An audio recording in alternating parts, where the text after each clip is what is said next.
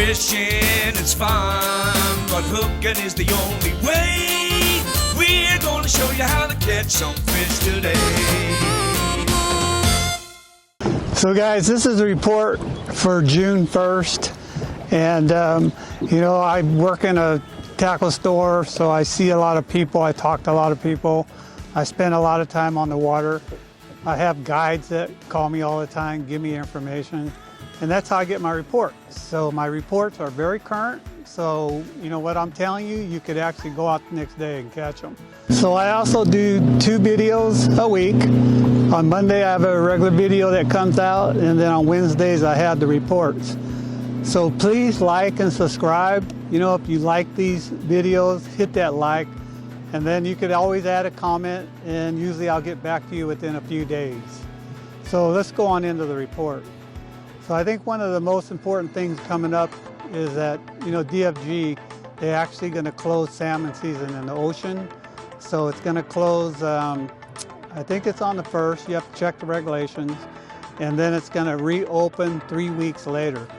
The salmon season out there has been really good, but the weather's been really rough, so a lot of people haven't even been able to get out there.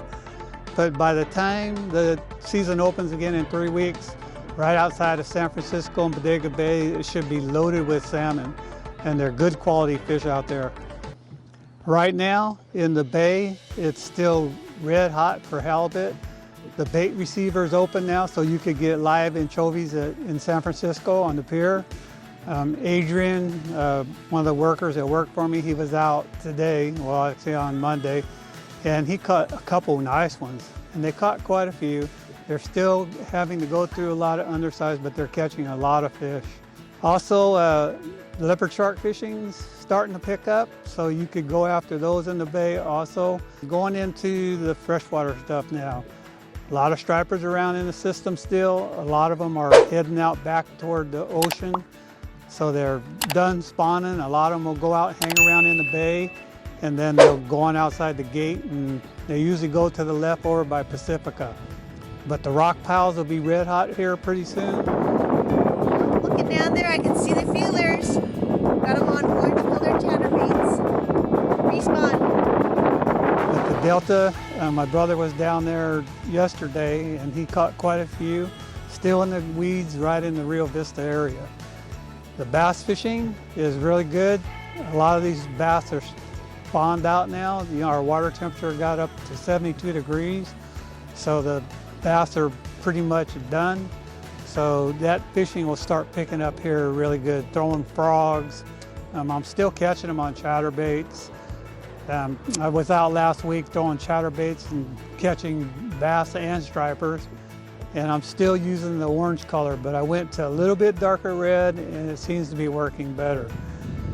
So the Delta's good. You know, you got your stripers and your bass. The sturgeon's still good out there, you know, but a lot of people, a lot of the guides quit doing it, and they're all going out in the bay now, and then a few weeks from now, they'll all be out in the ocean chasing salmon. As for the local scenes and around here, the kokanee fishing is picking up. It's really good. I did a video last week on the kokanee fishing. I showed a lot of things, how to do it, how to set up, check your boat. The bite's been really good.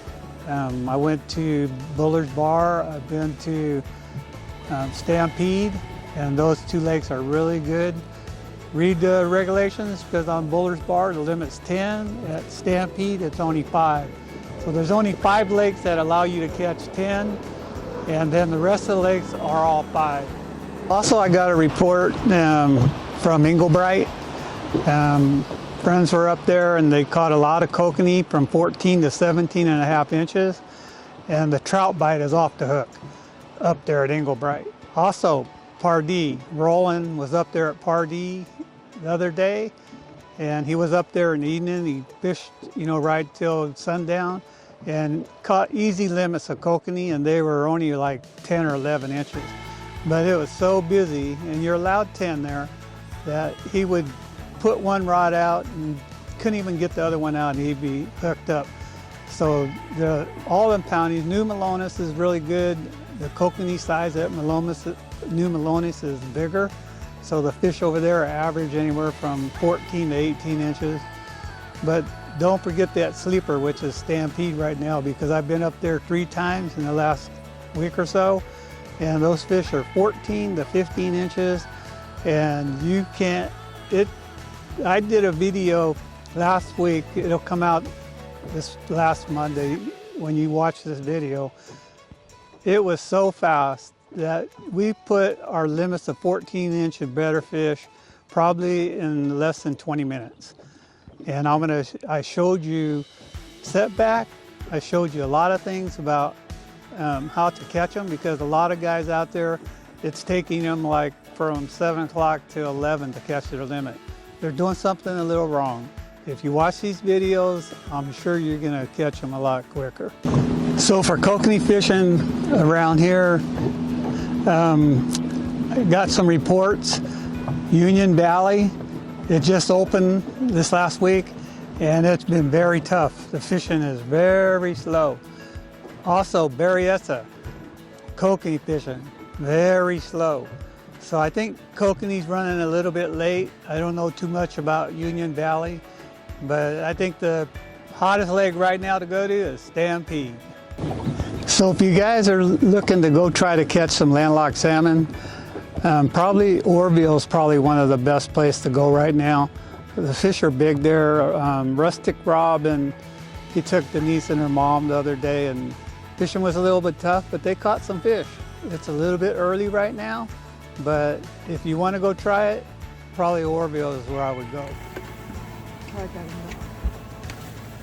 Come on, fish. Rob's waiting for you.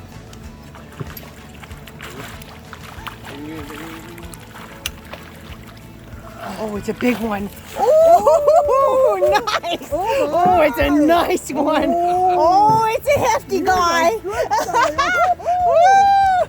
Oh my God, he's big. Oh my God, that is a nice. Oh, that's what I'm talking about, baby. Wow.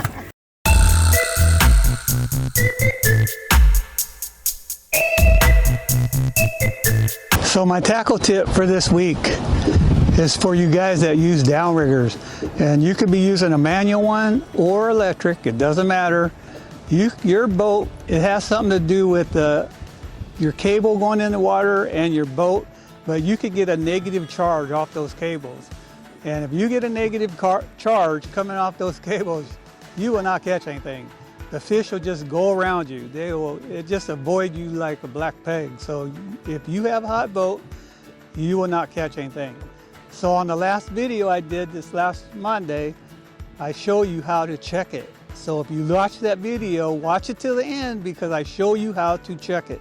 And it doesn't matter what you have, you should check it and make sure that you have a positive charge coming off that cable. Very important. Guys, if you like my reports, please hit the like button, because it'll actually show me that you guys are liking it. Also hit that subscribe, because it'll help my channel out a lot. And if you leave me a comment, a lot of guys have been leaving me comments and asking me, why about the setbacks and stuff, and I also reply and I'll tell you why. So if you watch my videos, hit that like please, and I'll see you next week.